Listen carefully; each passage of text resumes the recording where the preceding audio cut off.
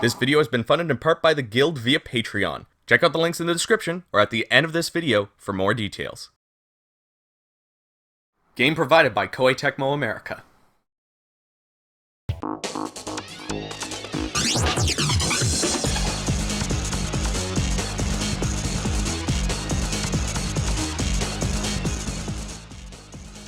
Hello everybody, my name is Chris Gildart and welcome back to another Pros vs. Cons mini review. Do you like games that are incredibly difficult? Like the ones that you play for hours on end and not make any progress? Do you want your games to kick your ass? Well then you're probably a masochist. But hey now, I won't judge. Even though Dark Souls and Nioh aren't my first go-to game, I still like them for what they are. It's an achievement in itself to beat some of these bosses. Even the mini bosses can be tricky and require a lot of brain power to defeat. But one game did it before Nioh, and one game did it way before Dark Souls. That game was Ninja Gaiden. I never had the tragic honor of dying a billion times in the NES game as a kid. I didn't even have that experience until I was in college. Actually, my very first Ninja Gaiden game was the second 3D one on Xbox 360. This was like if Devil May Cry actually made you cry. It was tough, but doable. The perfect challenge for any gamer. I even picked up the collector's edition of the third game on PS3. Now, I have yet to actually beat any Ninja Gaiden game, 3D or otherwise,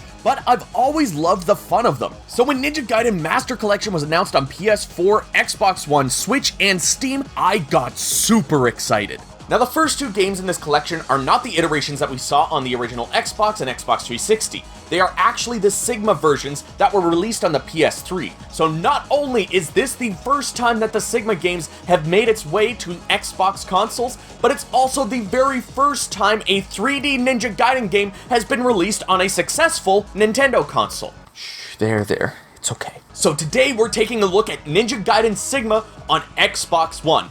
Alright, ready? Set? Pros. The first thing I noticed from this game is just how good it looks. I never played the Sigma games on PS3, so I was only familiar with Ninja Gaiden Black, and even then I played that game on my Xbox One X. This game looks phenomenal. With the exception of a few textures and cutscenes, I wouldn't be able to tell that this was essentially a remaster of a 6th generation game. Most textures and character models look really smooth. Sure, they're not the greatest that the Xbox One and PS4 can output, but considering the original Ninja Gaiden Black was 2 generations ago, and Ninja Gaiden Sigma was pretty early during the next generation, this game looks perfect for what it is. But it's not just how great it looks, it's also how it feels. Combat is smooth and feels supernatural, especially after you've learned all of the different techniques and skills you'll need to make your way through the story. It always feels like everything is moving. Even when there's no enemies to fight, you're moving to the next area. You're trying to find secrets hidden in all the small nooks and crannies. There's never a dull moment while playing this game. You start out with your normal sword as your main weapon. You have a normal attack and a heavy attack. Depending on whether you're tilting the analog stick or not, your heavy attack will change. You can also use different combos by mixing these two attacks. You'll later get other weapons as well,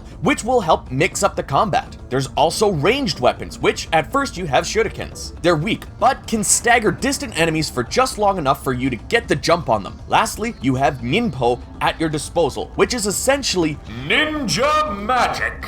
The first ninpo you get is a barrier of fire that will burn anyone who gets too close. You'll need to really learn how to use all of these to your advantage if you want to finish Ninja Gaiden Sigma. The game is very challenging, but in a good way. When you die multiple times in an area only to come back and win, that is a true victory. There is no feeling quite like that. Dark Souls may have popularized the feeling of understanding an enemy through trial and error. Dying over and over again, the only thing you get out of each time is the knowledge of what to do and what not to do. But Ninja Gaiden pretty much invented it not only on a 2D plane, but also on a 3D one. Speaking of the 3D plane and what Ninja Gaiden Sigma does well, we need to talk about the stage design. I made an earlier comparison to Devil May Cry, and that was intentional. Ninja Gaiden Sigma does a lot of similar stage design where there are corridors that lead to somewhat open but still claustrophobic spaces where you will fight swarms of enemies. But Ninja Gaiden feels more unique in how it handles this. Many of the obstacles thrown in your way will be those only Ryu can overcome, and he does it with such ease, bouncing back and forth off walls to get up to higher places, running along walls over open pitfalls.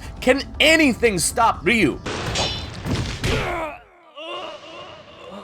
Oh yeah, death can. But seriously, each stage is so masterfully crafted that you will try to find every hidden path just in case there's another health item at the end of it. This game also has a lot of similarities to Metroidvania games where you'll find an item that will be useful for something you walked by earlier. It really helps to connect everything you're doing. But with that being said, there's all the positives I have to say. Now it's time for the wrath of the cons! Now, I need to mention something here. Ninja Gaiden Sigma is actually not quite as difficult as Ninja Gaiden Black. Like I said, I played a little bit of it for a Let's Play when I got my Xbox One X, and I can tell you just from the first stage alone that Ninja Gaiden Sigma is just a hair easier. But it is still unforgiving. Though at moments you feel like you're overcoming Goliath with the way that you are repeatedly dying on normal difficulty, there are challenges that feel almost like artificial difficulty. There's one point during the 3rd chapter on a blimp where you walk into an optional room and are bombarded by enemies, some of which have freaking rocket launchers. And if you don't go in with a plethora of healing items, you are not going to have a good time. And just the fact that you need to have healing items is a little annoying for situations like this. Like, this is the 3rd chapter. You are not going to be a pro at this game, and you won't be able to dodge 3 guys trying to attack you, one of which is using a machine gun, and there's a 4th person outside of your view shooting rockets at you. These situations are few and far between, so they don't impact the game overall, but when you encounter them, they can be very frustrating. One thing that Ninja Gaiden Sigma added was an easier hero mode, which on the surface sounds like a great idea to help people who aren't familiar with unforgiving difficulty like this get into Ninja Gaiden. But the thing is, it doesn't actually make the game more forgiving. It just makes the player automatically guard incoming attacks and allows the use of Ninpo infinitely. Now, at first this sounds like baby mode, but hero mode only activates when you are low on health. So there is still some skill to it, but I feel like this could have been executed much better. First off, don't have hero mode engage when the player is low on health. In fact, don't have hero mode at all.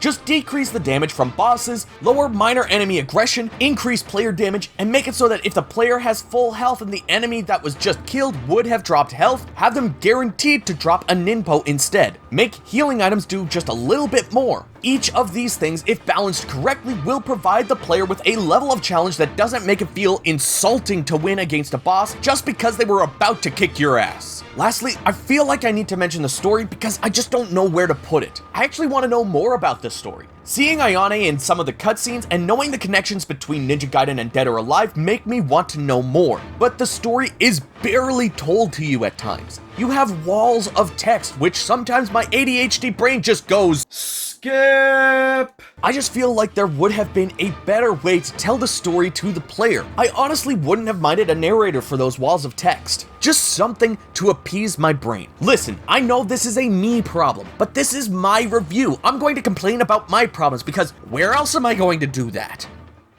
In the end, Ninja Gaiden Sigma, though tough, is a great experience. This gameplay mixes everything that I love: high-octane hack-and-slash action, puzzle-solving adventure, and world-exploring Metrovania-style stages. I may have complained a little bit about the way that the game handles its hardcore difficulty, as well as its easy-core difficulty, but overall, the feel of this game is done so well. I just flat-out had a good time playing this game. It controls really well and always feels like everything is in motion. Though the story could have had some things added to it to help me stay aware of everything that's happening, it still isn't a bad experience. I want to learn more about what's happening here, and I will do my best to finish this story, that's for sure. With everything that's been said, I give Ninja Gaiden Sigma as part of the Master Collection a thumbs up. I seriously can't recommend this game enough to you. I will definitely be pushing myself to finish this first game so I can re-experience the second one, and of course, the third. I really hope this is Team Ninja and Koei Tecmo testing the waters for another Ninja Gaiden game, because that is long overdue. The Yu Hayabusa needs another adventure, and stat! Anyways, everybody, thank you so much for watching my mini review of Ninja Gaiden Sigma as part of the Master Collection.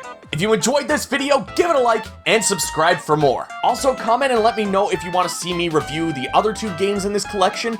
I am not going to be playing them until I have fully beat the first one, but if you guys want to see me do it, I will do it. And if you'd like to help support this channel and what I do here, you can join the guild just like these awesome people that you're seeing on screen. Right now, you can join them at the end of every single video for just $1 a month. There's other rewards and other tiers as well, so check out the links that you see on screen, and I will see you all down in the comments.